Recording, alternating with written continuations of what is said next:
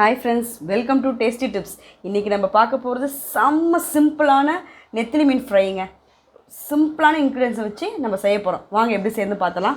அதுக்கு முதல்ல ஒரு மேரினேட் பண்ணி வைக்கணும். அது என்னன்னு பார்த்தலாம். ஃபிஷ் பாருங்க நல்லா ஃப்ரெஷ்ஷா செம்ம பாருங்க அழுத்தி பார்த்து வாங்கணும். செம்மையா இருக்குது, அழகா இருக்குது. இப்போ நம்ம செஞ்சிடலாம். பாருங்க 1/4 டீஸ்பூன் மஞ்சள்தூள் அது போட்டுடலாம். அப்புறம் உப்பு இதுக்கு தேவையான அளவு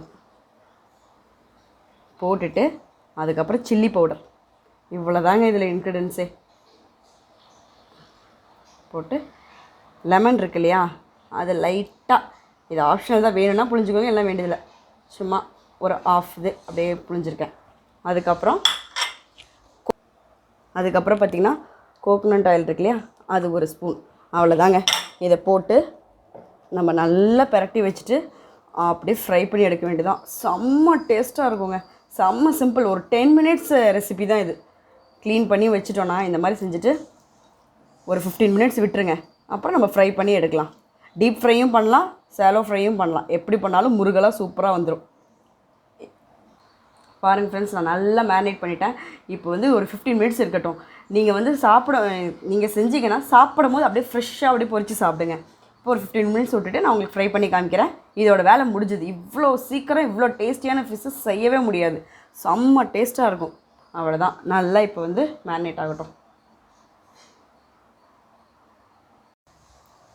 15 to 20 மினிட்ஸில் மீன் நல்லா அழகாக மேரினேட் ஆகிடுச்சு. இப்போ ஒரு 3 ஸ்பூன் கடலெண்ணெய் போதுங்க. 3 ஸ்பூன்லேயும் அழகாக இதாகிடும். ஃபிஷ் பாருங்கள் சூப்பராக நல்லா ஃபுல்லாக மசாலாலாம் உள்ளே எல்லாம் கோட்டாகி இருக்குது. இப்போ நம்ம ஃப்ரை பண்ணி எடுக்க வேண்டியதான். இப்போ நல்லா மேரினேட்டான ஃபிஷ்ஷை அப்படியே நம்ம போட்டு ஃப்ரை பண்ணி எடுக்க வேண்டியதான். அழகாக கம்மியான எண்ணெயில் சூப்பராக செஞ்சு எடுத்துடலாங்க.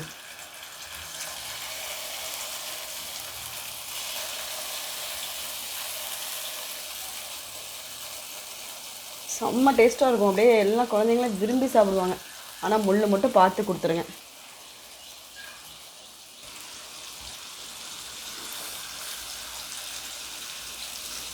நீங்கள் டீப் ஃப்ரைங் கூட பண்ணி எடுக்கலாங்க.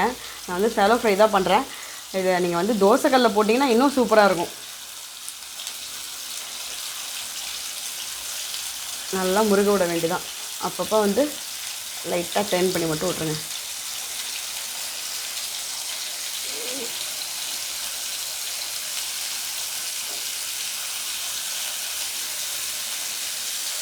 கொஞ்சம் இப்போ நம்ம சிம்மில் வச்சுக்கலாம்.